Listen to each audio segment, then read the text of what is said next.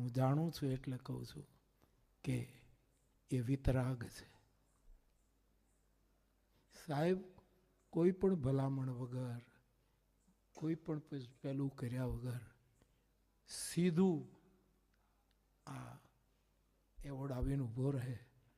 નહીંતર તો હમણાં જેમ કહેવાયું, આપણને ખબર નથી શું શું થતું હોય છે, પણ મારી પાસે એ લોકો આવતા હોય છે કે ભલામણ પત્ર લખી આપો ને તો આમ થાય. પણ ભલામણની જરૂર નહોતી, ભલા માણસની જરૂર હતી. અને આપણને ભલામણથી આ ભલો માણસ નથી મળ્યો, આ કોઈ પરમ તત્વના આશીર્વાદથી આપણને આ ભલો માણસ. એટલે ભલામણ કામ ન કરે, ભલો માણસ કામ કરતો હોય છે. ત્યારે વિતરાગતા પકડાય છે. અને હું અત્યારે નહીં કહું, અમને ડર હતો.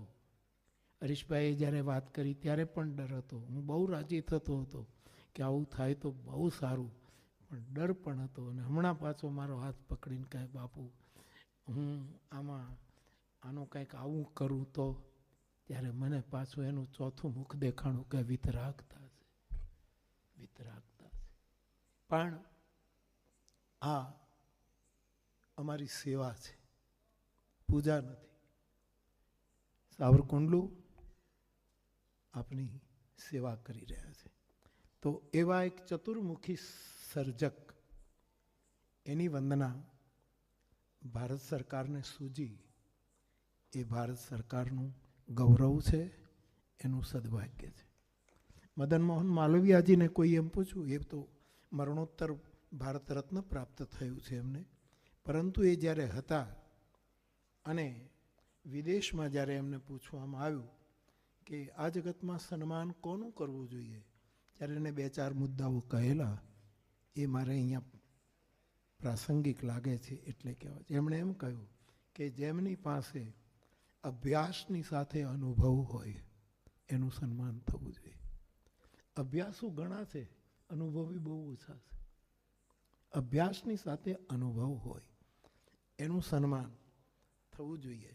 બીજું એમણે એમ કહ્યું કે ઇતિહાસવિદ હોય એની સાથોસાથ જેની પાસે આધ્યાત્મિક વિચારનું સેવન પણ હોય એનું સન્માન થવું જોઈએ.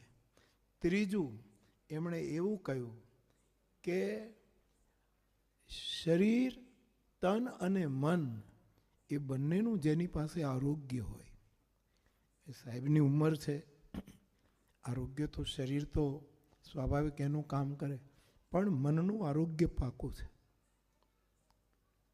અને જેની પાસે મનનું આરોગ્ય એટલે જેના ચિત્તમાં કોઈના તરફ રાગ નથી ને દ્વેષ નથી, આ મનનું આરોગ્ય છે. અને એનું સન્માન મદન મોહન માલવીયા સાહેબ કહી ગયા કે થવું જોઈએ. અને એનું થવું જોઈએ કે જેને આગમના એંધાણ દેખાતા હોય, જેને કોઈ એક વિઝન આવતું હોય એની પાસે. જેમ સાહેબે કહ્યું કે આમ ઉતરે છે, કોઈ પ્રયાસ નથી. જેમ ઋષિમુનિઓને ઋચાઓ ઉતરી હશે, અથવા તો અનેક ધર્મમાં અનેક વાતો આપણી પાસે આવે છે કે એનામાં ઉતર્યું ઉતર્યું ઉતર્યું, આવી રીતનું સ્વાભાવિક જેનામાં ઉતરતું હશે.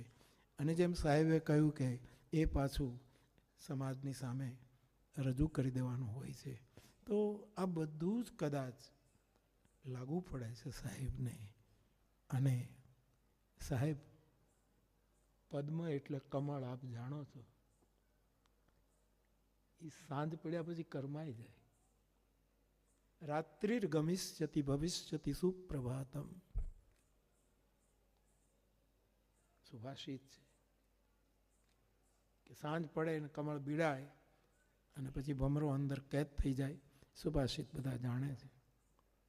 આપણો નાજીર તો એમ કહે કે હું મુક્તિ કેરો ચાહક છું, મને બંધન નથી ગમતા, કમળ બીડાય તે વેલા ભમરને ઉડિયન દેજે, એવું એક શેર કહે.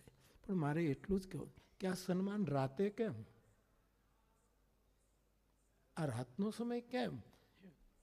વ્યસ્તતા હતી, બીજા કાર્યક્રમો હતા.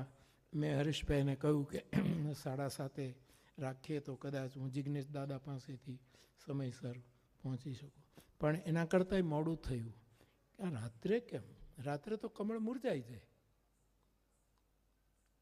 પણ રાત્રે કાર્યક્રમ થયો અને આ પદ્મ એની શ્રી ખીલી, આ પદ્મની જે શ્રી છે એની કાંતિ છે એ ખીલી, એનો અમને ખૂબ ખૂબ આનંદ છે. સાહેબ, આપ વિવેકથી, વિનોદથી, વિશ્વાસથી અને વિતરાગપણું લઈને જે આ સમાજની સેવા કરો છો એનો લાભ અમને બહુ દીર્ઘકાળ તક પ્રાપ્ત થાય એવી હનુમાનજીના ચરણોમાં હું પ્રાર્થના કરીને એક સાધુ તરીકે મારી ખૂબ જ પ્રસન્નતા વ્યક્ત કરું છું. અને સાવરકુંડલાને, આ સંસ્થાને અને સાવરકુંડલાને ખૂબ ખૂબ ધન્યવાદ આપું છું કે આપે બહુ જ સારી રીતે આ વંદના કરી છે. હું પણ વંદન કરું છું. વિશેષ કંઈ નહીં કહેતા. આપ સૌને મારા પ્રણામ. બાપાને પણ મારા પ્રણામ. જય સિયારામ.